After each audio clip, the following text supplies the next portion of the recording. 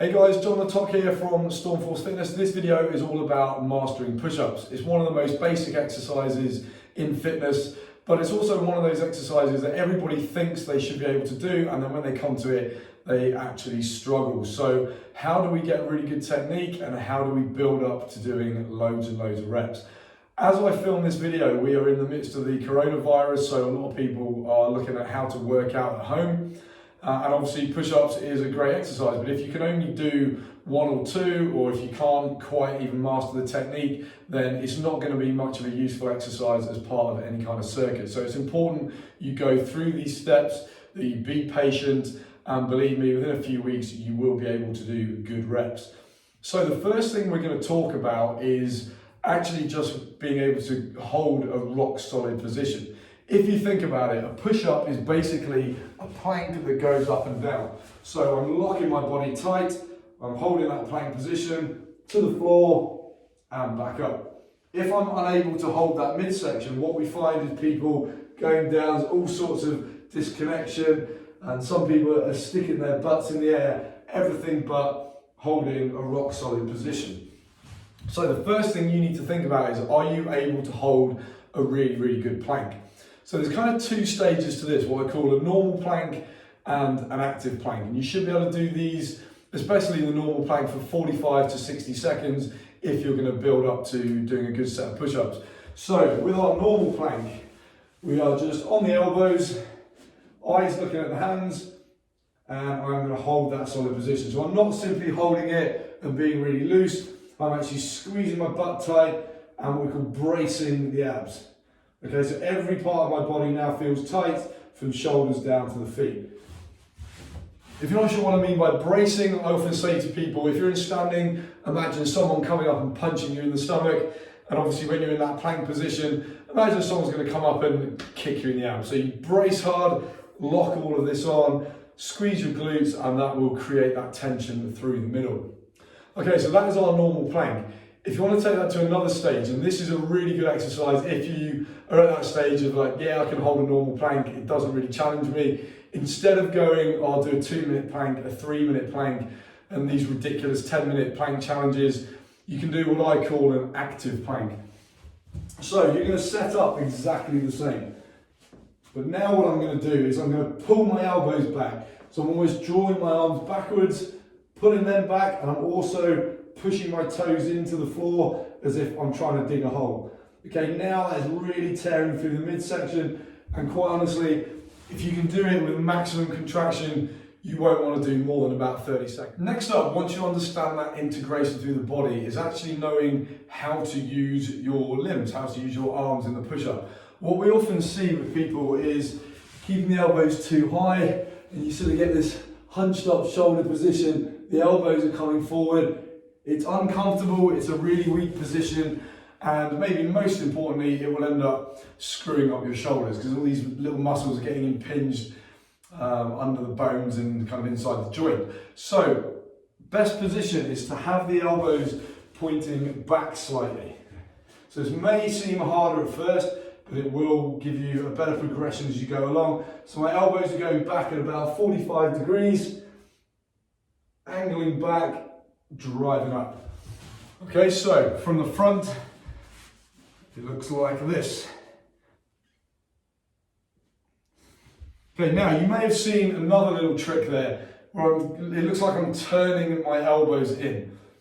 Push-ups are about the upper body, okay? We often think they're for the chest, they're for the arms, but actually most people fail because their triceps give up, because they're not actually recruiting the pecs as much as they could. Obviously big muscles, if you're not using those, you are not going to be able to do your push-ups particularly well. So, if you can imagine you're looking at me from the floor upwards, what I'm thinking about in my brain is turning the elbows inwards and kind of turning the hands outwards. Now, my hands aren't going to move because they're glued to the floor, but what this will do, it gives me a better chance to really focus in on the muscle, make that mind-muscle connection and actively squeeze the pecs. Even doing this now, I can get that activation, turning the arm inwards. Okay, so when you do your push-ups, think about turning the elbows in, and that'll get you a stronger contraction of the pecs. Okay, now that you understand more about the integration of the body, treating this like a full body exercise and getting the elbow positions right and knowing how to use your arms properly in the push-up, we can start talking about how to activate the muscles, strengthen them, and then build endurance in the muscles so you can start getting more reps in your sets. So the first thing to do is some isometrics. And essentially that is a scientific word for getting a maximum contraction without actually doing dynamic repetitions. We are simply getting a maximum contraction fixed in one position. You can do this for a variety of exercises, but particularly easy for push-ups.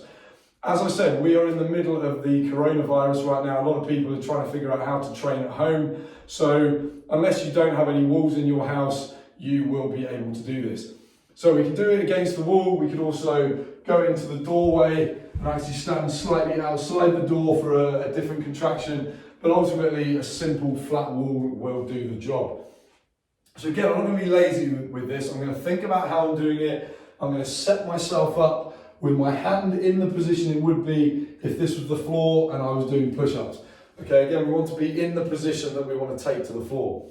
So the thumb will be about level with the armpit crease, and I'm going to lock myself ready to go and then push as hard as I can. So I'm contracting, I'm really thinking about activating my pecs, turning my elbows in slightly, 5 to 6 seconds, and I relax off. Obviously, I will do the other side, and I'd only maybe do 2 to 3 sets of that particular exercise. Okay, so that is giving me a chance to recruit those muscles. I don't suggest trying to do it on the floor in a push-up position, because the whole point is at this point that you're not quite strong enough. You can spend time worrying about face planting and everything else rather than just focusing on that maximum contraction. Okay, so that is what we call an isometric contraction. In conjunction with that, I want to start building a bit of endurance in the pec muscles, the shoulders and the arms. So this is where doing push-ups on your knees is okay. What I don't want people to do, particularly ladies, is something a lot of ladies refer to as girl push-ups. In other words, they don't feel strong enough to do push-ups on their feet yet, but it's not to say that girls do push-ups on their knees, men do them on their feet. It's simply people who aren't strong enough and people who are strong enough. However, like I said, we can do push-ups on the knees to build a bit of endurance, provided we're working on the integration work and doing our strength work as well. So even though I'm doing them on my knees, I'm not going to be sloppy, okay? I'm still going to tighten up. I'm going to get myself in a perfect position, give my glutes a squeeze, brace through the abs, and down we go, drive up. Control down, drive up. So things you're not going to see is sticking my bum in the air. A lot of people do that because, again, they're not confident enough in their core muscles. There's no strength through the middle, so the temptation is I'm almost sitting back on my knees, taking the weight off the midsection. Bring yourself forward, shoulders forward, lock down, control, push up. Control, push up. Okay, so good to combine the the integration work, the isometrics, and the push-ups on the knees. Once we've done that, we can start moving on to eccentric only. So eccentric is basically the lowering phase of the push-up. Okay, if we can build strength through that phase, you will develop a lot of strength, and then obviously you can take it into the concentric, which is pushing up. So what I will do here is I will set up a push-up on my feet. From here, I'm going to go lock everything really tight. I'm going to descend as much as I can under control. Maybe I get to here and I feel like things are going to break. I pop the knees down, finish off the rep, come up. Back onto the feet.